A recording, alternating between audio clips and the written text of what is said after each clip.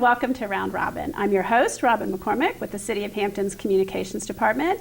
And today we're going to invite you to enjoy a new workshop at the library that you may be interested in, preserving photos and documents. My guest is Beth Land from the library. Welcome, Beth. Thank you for having me. Good to see you again. Yeah, it's been a while. I know. So tell me a little bit about the idea here, preserving memories, preserving photos. Well, that's it exactly. A lot of times people they take these photos that are really important to them and they put them in a box in the attic or something, and then they get lost, they get damaged, and then you lose these memories forever. And they're important not just to your family, but to the history of the city, the country, just the collective history of humanity even. I think it's so hard too, because as generations die, you have the stuff that gets passed down, and it maybe doesn't mean as much to me as it did to my grandfather, for example, because I've got all of his old photos upstairs and his old scrapbooks and stuff, and I'm like, wow, what do I do with this crush of photos? I mean, now some of it's too late. I don't even know all the people in the photos, but Mom and I are going through some of them. How do you go about? It's a huge task. It really is, and that's one of the big problems people have when they see this, huge amount of photos, documents, whatever it may be. That's why they just put it in a box and put it away, because it just seems like so much work. And it is, but you really, the key that, we talk about is you just got to start small. The biggest thing you can do to preserve those photos is to take them out of the attic and just put them in a closet in your house where the temperature is regulated, for example. And then you can start going through them and maybe even scanning them to just kind of preserve them for the long term. And one of the things that must be hard is, I'm fairly computer savvy and I can scan, and I'm not real high tech, but I can use iPhoto. That's about it.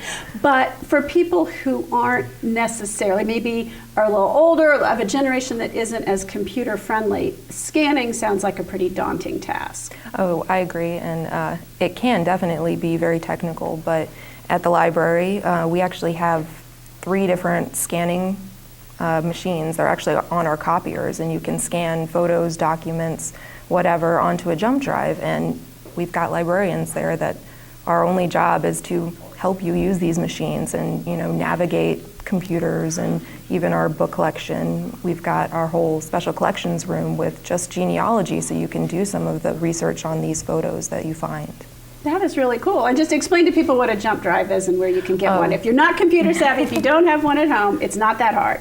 Oh yes, we have that question a lot because it comes under a bunch of names, Zip drive, jump drive, zip drive, flash drive, removable disk. They're usually this big, maybe 2 inches, and they're literally just something that saves information. And usually they come, 2 gigs, which can hold quite a bit of photos. Quite a bit of photos, exactly. Yeah, no, they used to be 512 megs, and right, now exactly. They really hold a lot of now information. They're getting bigger and bigger amounts that they can hold at the same size, and they work on pretty much any computers, and so you can plug them in our copiers, scan your documents, and take them home and put them in your own computers or put them in your children's computers. Right, yeah, right. And they're really easy to use. Get them converted onto a disc or something exactly. that you can watch. Yeah, that's exactly it. So you have a special workshop coming up to sort of help people through this daunting task. Tell us about that. Okay, so we actually got together 3 people, myself included. One of them is our special collections representative. She works in there and she works with genealogy, and her name's Liz Wilson. She works in the main library, and she's got all this knowledge on genealogy and a little bit on preservation and just how to go about working through the mountain of documents and photos you may have. Right. And then we've got Bill Barker, who's actually an archivist at the Mariners Museum, and he's gonna give us tips. And they don't expect you to know all the technical stuff. It's gonna be tips for just normal everyday people. They don't have to have access to special tools. It's just basic things you can do to help preserve your items. And then I'm going to be talking about scanning, and I'm going to do a demonstration. And I'm really hoping people will bring in a photo or a document, because we can scan it right there. We're going to have some extra time. And then if we run over a little bit, you can always come up with me. I'm going to be working that day, and I can show you the copiers and get everything scanned for you. That sounds great. Now, when is this? It's going to be May 31st. It's 11 a.m. to 1 p.m., and it's going to be at the main library in Meeting Room B. Okay. Well, now let's also talk, one of the mistakes I've heard that people make, and I haven't gone through yet, but people who have put old photos in an album, especially many years ago, Yeah. or documents, like my grandfather's scrapbook, I believe, has his grandmother's papers from when she immigrated to this country and their marriage license and stuff. But you've got that on an old style scrapbook. Maybe that's the wrong kind of paper. And it is actually, because one of the biggest things, especially recently, we found is that that paper has acid in it that actually comes out of the paper and can ruin your photos, can ruin your documents. And so now you see this a lot sometimes, this acid-free paper, acid-free envelopes, folders, and those are the things you're going to want to use to, store your items. If you keep it in those old albums that have acid in them, you're actually destroying your memories, not preserving them. Wow. So in addition to the daunting task of trying to digitize, it's really time, if they're in those old albums, to pull things. And some of those albums, like from the 50s, have that sticky thing on the back, and that's just hard to get stuff out. And the plastic, film, I don't think is good for photos either necessarily. No, some of the plastics can actually destroy photos as well. They've got that same acid that, again, it can really harm these items, and that's why some of the items, if they're stuck in there, digitizing is really important, because if you can't remove them safely, you can at least get a copy that at least is an approximate, and you can keep the memory a little bit anyway. Well, and then it's nice too, if you have the digital one, you can also share it with other members of your family. Maybe you keep the original, or the original isn't even stable, but more people can have access to that. Exactly, and like one of the problems you're having with identifying some of these people, if you've digitized these items and then you can share them along the wider family, someone else, a great uncle or something, may know who that person is, or another relative may know who those people are and where they are, and can tell you the story. And so when you can spread these copies, these digital copies, out more widely, then you can actually get that information that, can really understand the importance of these items to your family.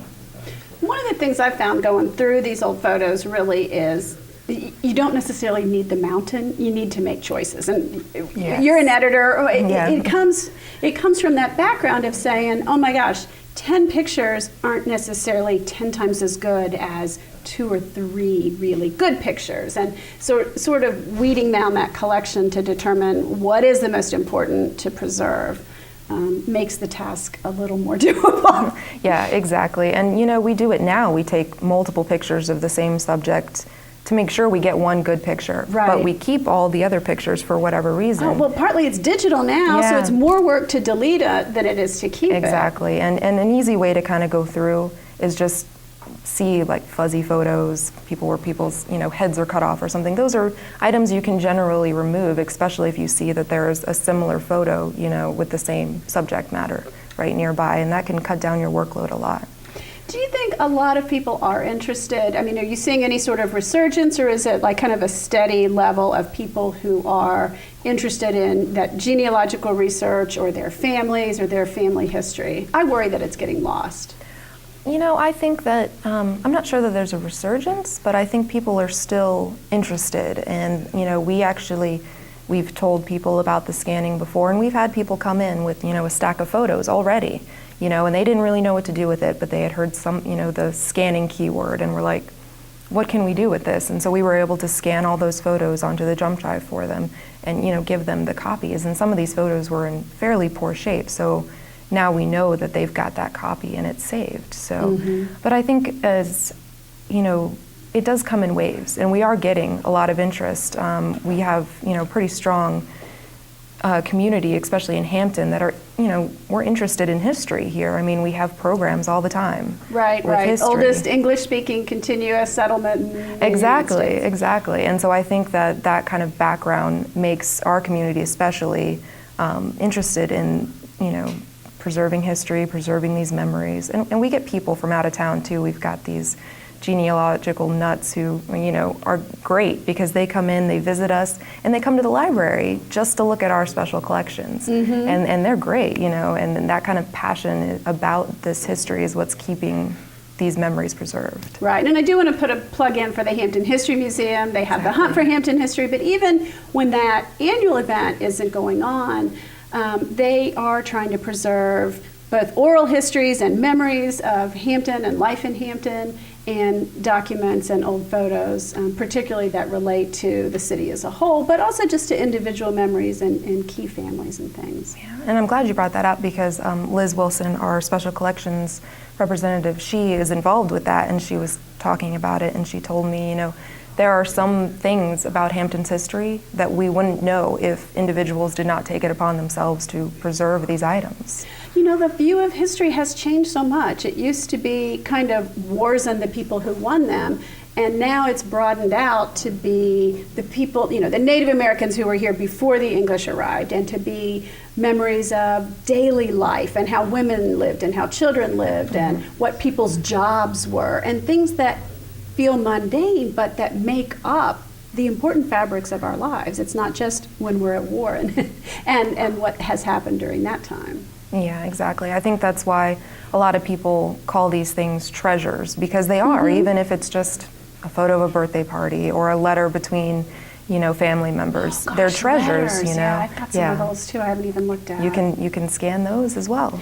And I gotta say, it's a whole lot easier to scan onto a jump drive. I can do that at home on my own printer, and you just go push the button, put the things down, push the button. You don't have to stop and label it, and you have to go back and do all that stuff. Yes. But it's really kind of quick, while you're walking around cleaning or dusting or whatever, to get that, watching TV even, to get some of that done. Exactly. Like, it's a daunting task, but if you do it and you just do it in pieces, you'll get it done, and you'll get these memories, these treasures preserved for the long term. Okay, and let's recap again. That's May 31st. Yes, from 11 a.m. to 1 p.m. at the main library, which is at 4207 Victoria Boulevard. And I'm going to guess this is free. You didn't say, but oh yeah, it is free. And most of their programs are. Yes, we would actually like people to call us to reserve a spot, just so we know how many people are coming. And the number is 757-727-1312.